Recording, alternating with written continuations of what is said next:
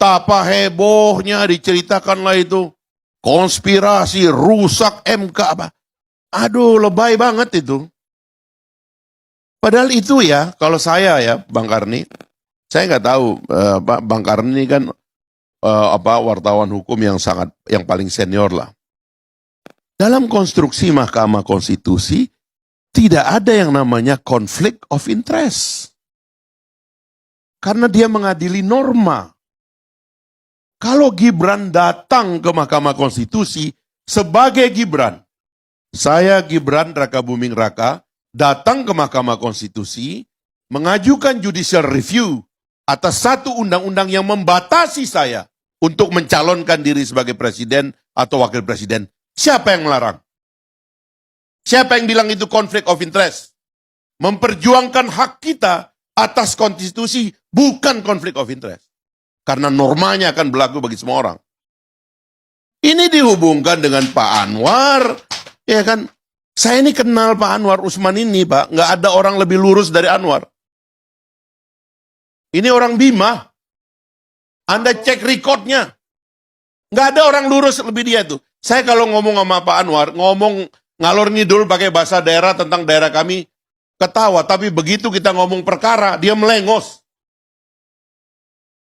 Saya jamin moralnya dari 9 hakim MK itu yang paling benar moralnya itu Anwar. Hanya karena dia menikah dengan adiknya Pak Jokowi jadi rusak moralnya. Ini menghakimi cinta namanya ini. Apa urusannya? Gitu loh. Jadi menurut saya ini akhirnya jadi tangis lah. Biasa itu. Dibuka sama Pak Jimli, bagus Pak Jimli dia buka. Ini orang, saya tahu betul tuh siapa dari 9 hakim itu kader partai politik. Dan selamat dia di situ karena didukung oleh partai politik. Ya udah mulai jelas lah karena udah disebut bahwa semua melanggar gitu kan. Harus ada kepastian di mana sesungguhnya ibu kota itu.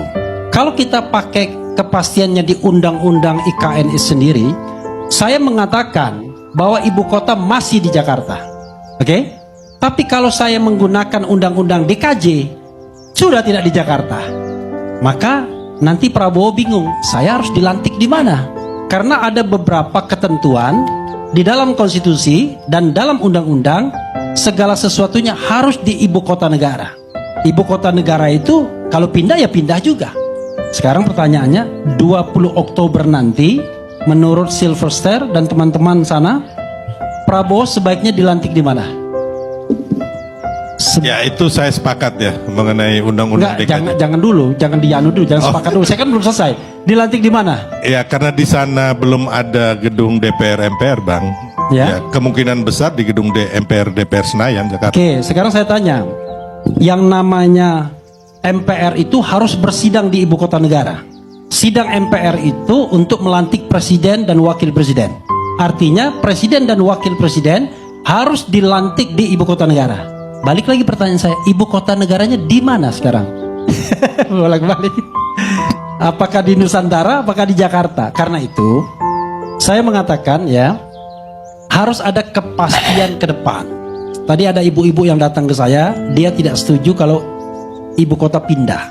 Saya bilang begini, kalau tidak setuju ibu kota pindah, datang ke Mahkamah Konstitusi saja, minta judicial review. Salah satunya adalah dalil tentang kepastian hukum, ya, legal certainty. Karena sekarang ada ketidakpastian hukum.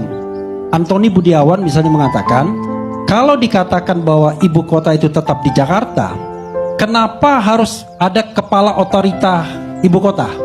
Otorita ibu kota itu menyerap anggaran, ada gaji, ada fasilitas dan lain sebagainya. Berarti ilegal dia. Karena secara de jure belum menjadi ibu kota. Kenapa ada otorita ibu kota? Jadi kita bolak-balik nanti. Karena itu pastikan. Nah, kalau kita pastikan, maka saya kok agak sedikit yakin, optimis. Tapi optimisnya berbeda dengan beliau. Kalau saya optimis, ibu kota ini nggak akan pindah. Tetapi apakah kemudian IKN akan mangkrak atau tidak? Mungkin saja tidak. Tetapi pembangunannya akan berlangsung secara gradual. Gradual. Tapi dia tidak pernah menjadi ibu kota. Kenapa begitu? Saya ingat waktu saya ngobrol dengan Profesor Zulfikar, salah satu ahli perkotaan, ya, ahli perencanaan dari Nanyang University Singapura. Dia mengatakan begini, saya bukan tidak setuju perpindahan ibu kota, tetapi memindahkan ibu kota itu nggak kayak begini. Menurut ilmu yang dia punya, harus gradual. Kita tidak hanya bicara tentang infrastruktur fisik, tapi juga social infrastructure. Secara fisik saja belum selesai itu barang. Kalau pakai istilah Bahlil kan barang, dia bilang kan. Secara fisik saja belum selesai itu barang, ya kan? Apalagi secara sosial. Saya membayangkan tidur yang masih baru dari Greenfield, Brownfield, gedung itu masih banyak nyamuknya pasti, karena bau manusianya udah mulai agak berkurang, maksudnya masih kurang. Nah karena itu menurut saya membangun itu tidak begitu harusnya. Ya, halo teman-teman, kembali lagi bersama saya di channel ini soal inspirasi, salam NKRI, harga mati. Kembali lagi dengan saya di channel Indonesia 2045 yang membahas seputar politik, pendidikan, hingga budaya. Ya, kalau kita melihat tadi beberapa hal yang perlu kita sampaikan juga di sini teman-teman, yaitu masalah perpindahan ibu kota ya. Memang di era pemerintahan Presiden ke-7 Republik Indonesia Pak Jokowi ya, perpindahan ibu kota dari Jakarta ke IKN ya, Ibu Kota Nusantara. Nah tentu memang kalau kita melihat apa yang sudah disampaikan tadi, ada masuk akalnya juga gitu ya. Ya sebelum ibu kota pindah ya Jakarta masih bisa kita sebut masih menjadi ibu kota gitu ya. Lagi pula walaupun misalnya ibu kota pindah ke IKN Kalimantan sana, saya rasa dan rasa-rasanya Jakarta tetap kota paling seksi yang pernah ada gitu ya. Karena bagaimanapun ya pusat perbisnisan ya atau perpolitikan atau semacamnya itu besarnya di Jakarta ya, paling banyak, dan penduduknya pun paling banyak di Jakarta teman-teman ya. Nah perihal IKN ini saya ingin bertanya kepada Anda, bagaimana sebetulnya kelanjutan pembangunan IKN ini teman-teman ya. Ini rada-rada horor juga nih ya. Dulu ada orang mengatakan bahwa pembangunan IKN tanpa menggunakan APBN. Dulu ada yang bilang banyak sekali investor asing yang masuk untuk berinvestasi untuk kelangsungan pembangunan ibu kota Nusantara tersebut yang bertepatan di Kalimantan. Padahal kalau kita melihat saat ini sampai sekarang saya belum pernah melihat adanya investor asing masuk, dan saya tidak pernah mendengarkan ada kabar investor dari negara ini, itu, dan lain-lain untuk berinvestasi ke IKN. Dan kalau kita melihat sampai sekarang, kalau misalnya ada investor asing masuk ke IKN, tentu kita tidak perlu menggunakan atau menghambur-hamburkan uang dari APBN kita teman-teman. Yang jelas kita tahu bahwa pembangunan itu memang perlu dilakukan bagi sebagian orang, tetapi bagi sebagian kalangan gak perlulah membangun tembok-tembok ya, tidak perlu memaksakan untuk membangun IKN itu kalau memang keuangan kita tidak memenuhi, tidak memadai untuk membangun seperti itu ya. Tetapi memang ini sudah lama dicita-citakan juga, tetapi baru dieksekusi di pemerintahan Jokowi. Tapi kenapa kita melihat banyak orang yang tidak senang gitu ya? Karena mungkin dalam kampanye Pak Jokowi nggak ada menyebutkan pembangunan IKN dan lain-lain. Dan kemudian bagaimana janji atau ucapan-ucapan yang disampaikan tanpa menggunakan APBN, tanpa merugikan ini dan lain-lain, ternyata masih tetap saja. Dan dulu pernah mengatakan kalau sudah selesai menyelesaikan jabatan sebagai presiden akan sering-sering ke IKN, akan sering-sering nginap di sana untuk melihat. tahu-taunya sampai sekarang kita belum pernah tuh mendengarkan Jokowi pergi ke IKN. Dulu pernah ada yang menyebutkan dan banyak kabar-kabar bahwa Pak Jokowi akan berkantor di IKN. Tetapi ada pula kabar yang mengabarkan bahwa DPR menolak untuk berpindah kantor ke IKN. Jadi IKN ini nanti jadi kota apa ini gitu ya, kalau seperti itu yang terjadi. Dan sekarang kalau kita melihat pemangkasan anggaran, efisiensi anggaran, dan bahkan untuk anggaran kelangsungan pembangunan IKN itu dipangkas habis-habisan ya. Ya mungkin biaya perawatannya pun kurang cukup gitu ya. Saya nggak tahu berapa kemarin dipangkas loh, luar biasa banyaknya ya. Nah, tapi saya nggak terlalu jauh lah teman-teman ya untuk membahas ke sana, karena saya yakin Anda juga sudah mengerti dan bahkan juga sudah memahami.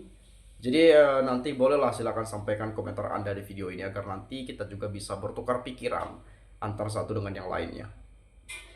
Nah, kalau saya melihat bagaimana sih penilaian masyarakat Indonesia terkait hal ini, saya coba lihat dari PDIP Blimbing Sari. Fahri dukung jelek-jelekin. Oh ini sorry, kita klarifikasi ya sedikit. Mungkin salah ketik ya. Dulu ya, Fahri Hamzah dulu jelek-jelekin keluarga Jokowi. Sekarang puja-puja Jokowi. Hahaha katanya ya. Fahri balik arah jadi anak buah Mulyono. Memang kalau kita melihat Fahri Hamzah dulu orang yang paling keras mengkritik pemerintahan Pak Jokowi. Bahkan ya bisa kita bilang sangat beringas juga lah ya, mengkritik ya apa yang menjadi sebuah kebijakan Pak Jokowi dan yang lainnya. Sekarang ya kita tahulah seperti apa gitu ya. Jadi 90 derajat gitu ya, berbalik tuh kalau kita melihat itu. Makanya ujung-ujungnya nanti banyak yang komentar dasar penjilat gitu ya. Memang begini bos, Fahri Hamzah tidak bisa dipercaya karena lidah tak bertulang. Wajar kemarin ucapan lain, hari ini lain. Kalau udah dapat jabatan teman-teman ya, jangankan mengkritik ya. Ya puja-puja terus ya. Puja-puji, puja-puji ya.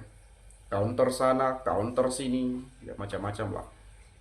Pembelaan-pembelaan yang dilakukan. Ya itu udah hal yang biasa kita menyaksikan di Indonesia teman-teman ya.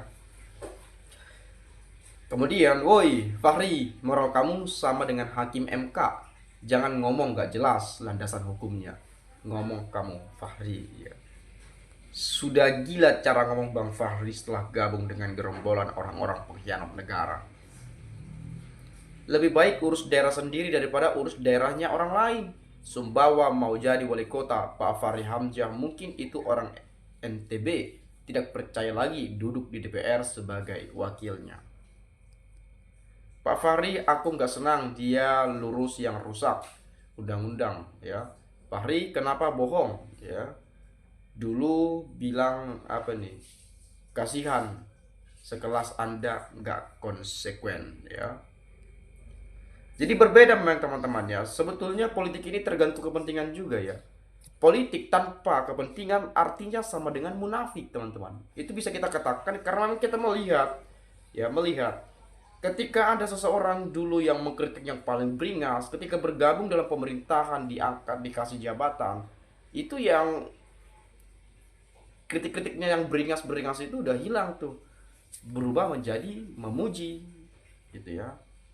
Diagung-agungkan ya. Dipuji-puji. Dibela-bela. Itu terjadi di Indonesia ya.